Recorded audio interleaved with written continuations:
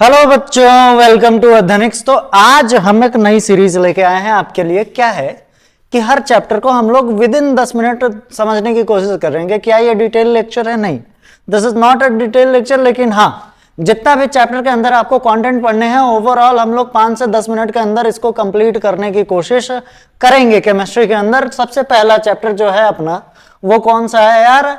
Chemical reaction and equation. 10 minute के अंदर करना है। आइए, 10 मिनट भी बहुत है, फटाफट करते हैं। सबसे पहले बात करते हैं केमिकल रिएक्शन किसको कहते हैं। किसकी बात करते हैं भैया? केमिकल रिएक्शन किसको कहते हैं, जरा गौर फरमाइएगा। तो first thing is chemical reaction. What is a chemical reaction?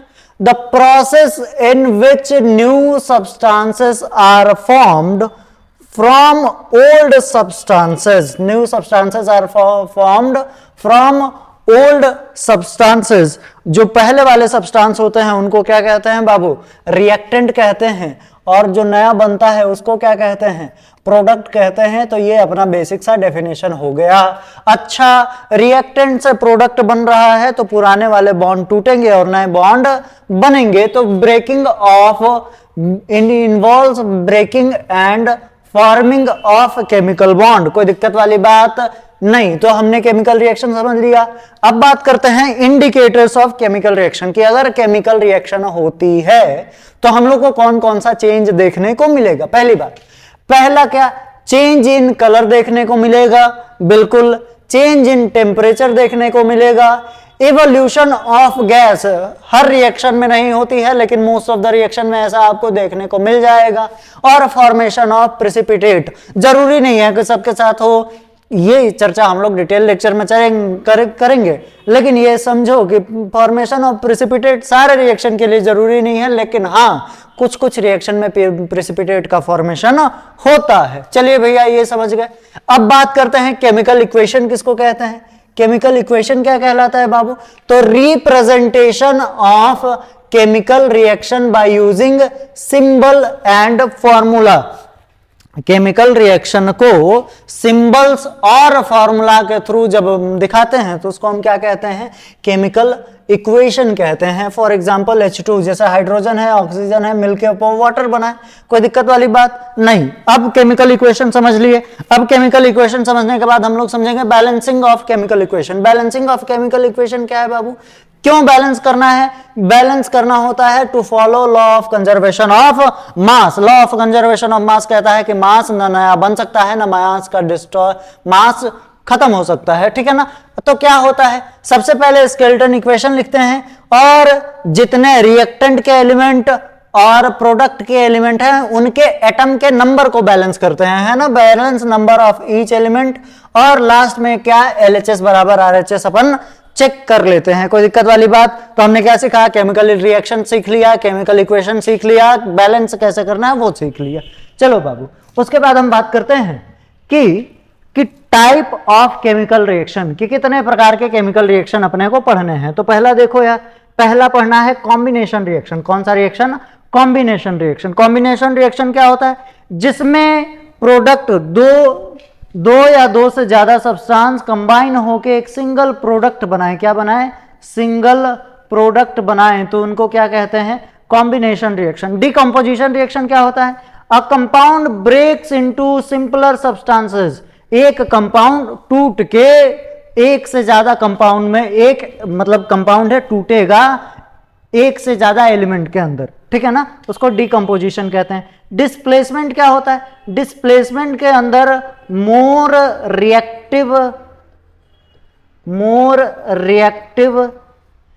Element displaces less reactive element. ठीक है ना? ये हो गया। उसके बाद बात करते हैं किसकी? ये oxidation and reduction. Oxidation and reduction are also a type of chemical reaction. देखो बाबू, ऑक्सीडेशन में क्या होता है? गेन ऑफ इलेक्ट्रॉन होता है, लॉस ऑफ हाइड्रोजन होता है। रिडक्शन में लॉस ऑफ हाइड्रोजन है, गेन ऑफ हाइड्रोजन है। अगर दोनों साथ में हो रहे हैं तो उसको कहते हैं हम रेडॉक्स रिएक्शन। कौन सा रिएक्शन कहते हैं? Redox reaction. तो हमने क्या, ध्यान से देखो, केमिकल इक्वेशन सीख लिया, कैसे लिखते हैं वो सीख लिया, बैलेंस की बात सीख ली, टाइप देख लिए, कॉम्बिनेशन, डिकम्पोजिशन, डिस्प्लेसमेंट और ऑक्सीडेशन एंड रिडक्शन। अब इफेक्ट देखते हैं, एक हमको पढ़ना है कोरोजन और उसके बाद एक पढ़ना होता है बाबू रेंसिडिटी। क्या पढ़नी होती है? रेंसिडिटी, है ना। देखो बाबू, कोरोजन क्या होता है? कोरोजन ये होता है कि मेटल की आउटर लेयर एयर और मॉइस्चर के प्रेजेंस में आके खराब हो जाती है ना। द ग्रेजुअल डिस्ट्रक्शन या डिप्लीशन ऑफ मेटल, मेटल की बाहरी लेयर खराब होने लगती है, उसको हम क्या कहते हैं? क्या कहते हैं उसको?